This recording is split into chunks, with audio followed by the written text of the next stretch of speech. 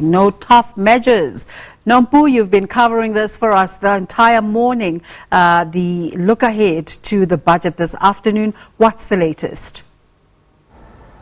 Thanks very much, Desiree. Well, of course, you know, the Finance Minister, he has to juggle many things and he has to please many people. He has to please corporates, he has to please taxpayers, he has to please ordinary folk, you know, ordinary people in South Africa. And one major group of people that he needs to satisfy as well is Labour. We've heard, of course, that earlier today or late last night, the government did approach the Public Service Association, basically the public sector workers, saying, guys, can we renegotiate the last year of the 3-year wage deal that we have? And of course they came back and said, no ways, you know, because this is an agreement and we need to adhere to it. We already know that you're thinking about reducing the wage bill and all of that, so there's no way. So already there's a bit of tension there, and Labour feels, you know, why should we be victimized? You know, why should we be targeted, you know, for cutting costs, when in actual fact costs could be cut elsewhere?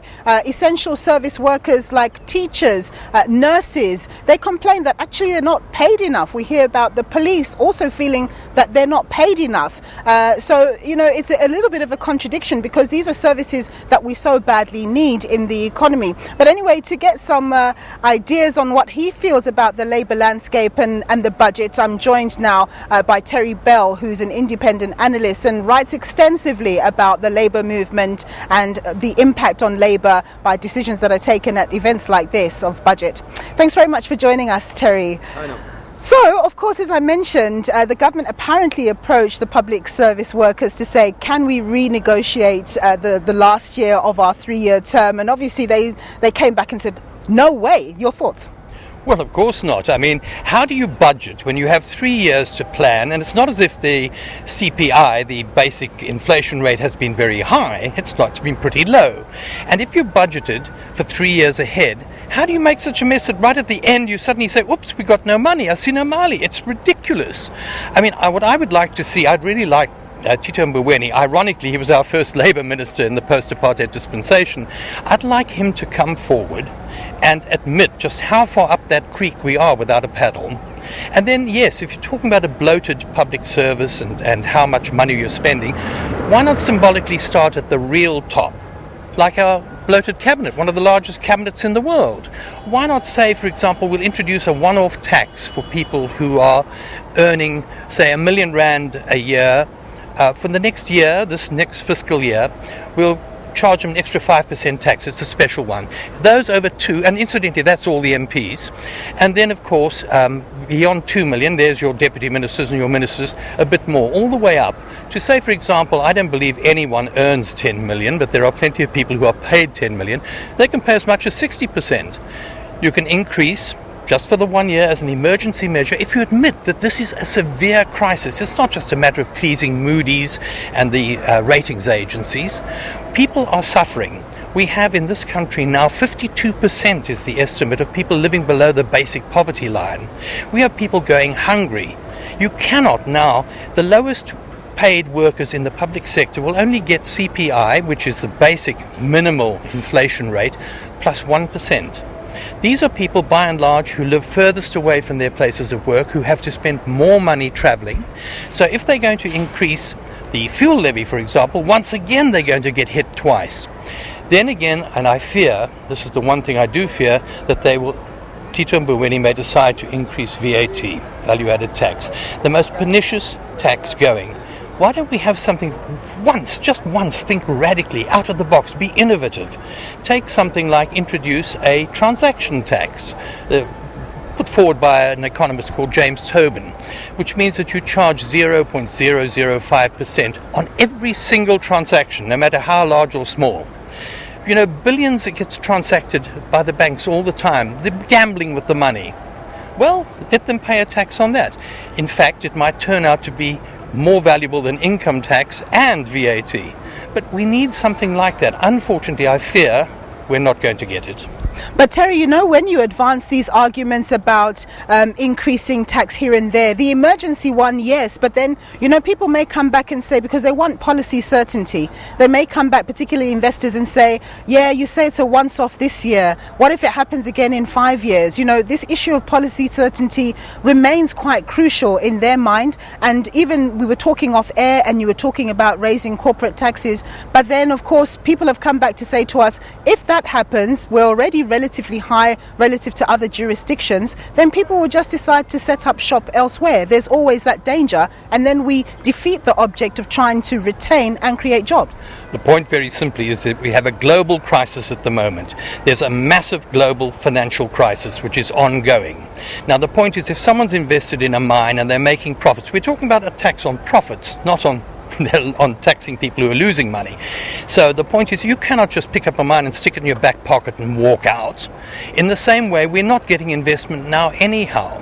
What we actually have done is we have allowed countries, even in the European Union. I mean, I saw the other day that we had chicken from Holland, from the Netherlands.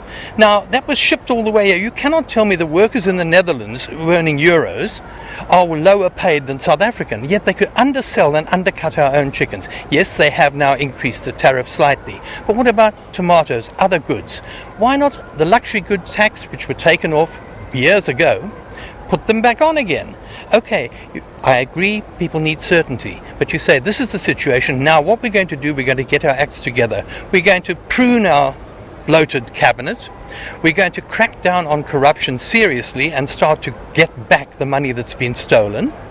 And we're going to do it and actually lay down. Implementation is the big thing. We have plenty of promises. This pie in the sky by and by, you know. Always we're getting at personas, at budgets, etc. What we need is the detail, and we need implementation.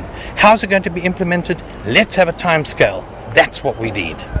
You know, sometimes Labour is accused of just minding for itself, minding its own business, looking after its own interests. But we know that we've got a massive unemployment problem. The official stats say that we've got unemployment of 29%. Unofficial stats probably closer to 40%. 10 million people, adults, not having work.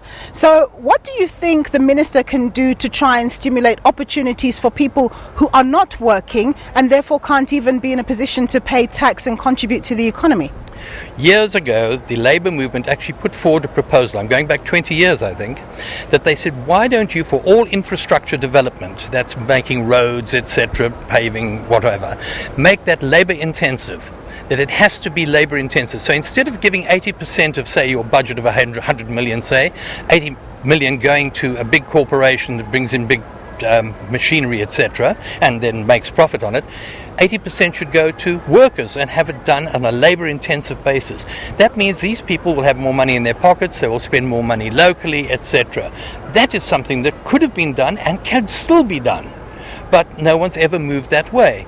In terms of people saying, well, business is going to be concerned. Of course business is going to be concerned. For example, there was an outcry when the poultry manufacturers, the poultry farmers, said, look, we need a tariff on these cheap imports coming in. There was immediate outcry from who? The importers and the retailers, of course. But price is king, and people are always going to buy the cheapest. But if that buying of the cheapest or feeding people more cheaply means that more people are going to lose their jobs and become even more hungry and buy even less, it's a vicious circle. We need a complete, combined and comprehensive policy, not a little bit here and deal with this bit there. We need to look at everything, trade policy, industrial policy, import policy, all together, and sit down and be open about it. Let's have a national lekgotla, something like that. Terry, you know, the social woes that are out there are hectic. It's okay for you and I, we're in this pristine area and we can have high-level conversations about people suffering on the ground.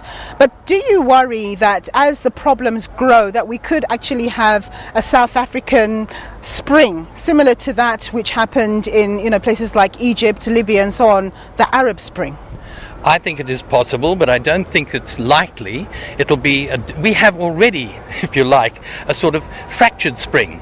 we constantly have, we don't get reports on them anymore, but I mean, I listen to usually the road report, the traffic report. That's, oh, you can't go here, there's a protest there, they've put barricades there, etc.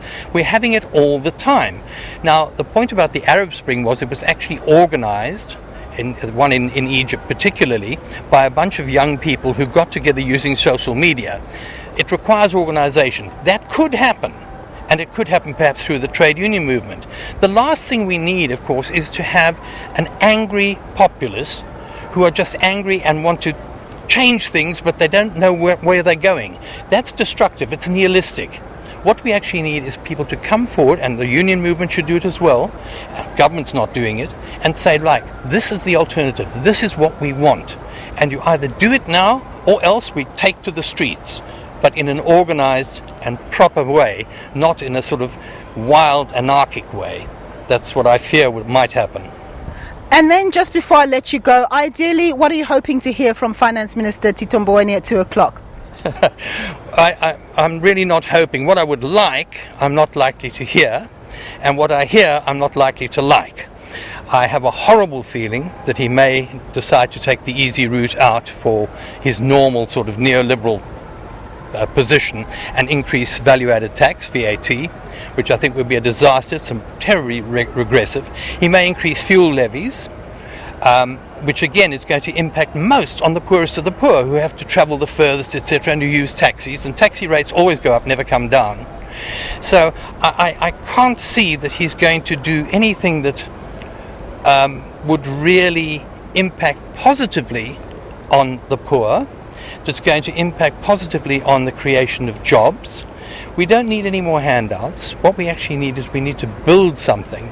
We need to actually create rather than destroy in the long term. And what they're doing by this policy that's been followed all the way through is they're basically destroying jobs and therefore destroying people.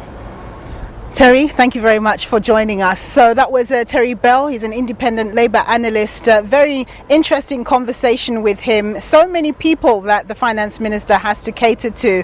And of course, the neglected people who are the unemployed. That's a very worrying situation, of course, because as much as we have social security in South Africa, it doesn't cover everybody. And that includes the unemployed, of course.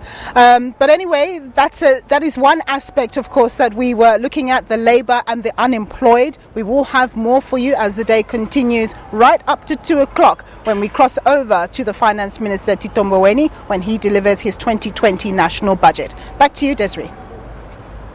Thanks, Nompumelelo Siziba.